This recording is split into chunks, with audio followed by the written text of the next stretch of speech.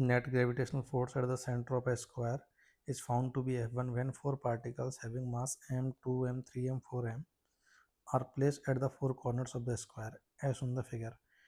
It is F2 when the position of the 3m and 4m are interchanged. Then F1 ratio F2 अगर a by root 5 है तो a की value पूछिए. Clear. तो मैं मानता हूँ सेंटर पे वैसे फोर्स नहीं, फील्ड के लिए होना चाहिए, तो मैं दोनों में कुछ आइडेंटिकल मास m नॉट मान लेता हूँ. क्लियर.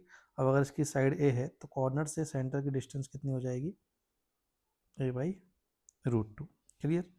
तो ये एक m जो है वो m नॉट को कितने से अट्रैक्ट करेगा, मान लीजिए फोर्स f, तो ये वैल्यू हो जाएगी g m नॉट अपॉन में a बाई रूट 2 का स्क्वायर. हालांकि रेशो के लिए अपन को इसकी वैल्यू की जरूरत नहीं है. क्लियर. अब जरा सवाल सॉल्व करते हैं. तो देखो m वाला इस m नॉट को खींच रहा होगा f से, तो ऐसे में 3m वाला खींचेगा कितने से, 3f से, तो इधर आ गया 2f. सिमिलरली यहाँ पे ये खींचेगा इधर 2f से, ये खींचेगा इधर 4f से, तो इधर आ जाएगा नेट 2f. ठीक है. अब 2f और 2f 90 पर है. ठीक है. 2f और 2f हमारे पास 90 पर है, तो एग्जैक्टली बीच में इनका रिजल्टेंट आ जाएगा जिसको f1 नाम दे रखा है. तो f1 की वैल्यू आ जाएगी root 2 times of 2f. Clear. अब अगले पार्ट में क्या बोला है कि सब कुछ सेम रखा है,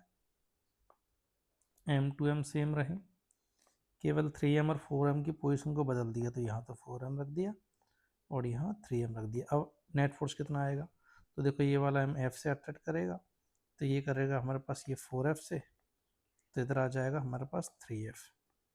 ये करेगा हमारे पास 2f से अट्रैक्ट, तो ये 3f से, तो इधर आ जाएगा f. दोनों 90 पर है, तो रिजल्टेंट आएगा हमारे पास f2 वो कितना आ जाएगा, रूट ऑफ f का स्क्वायर प्लस 3f का स्क्वायर, तो ये आ गया रूट 10f.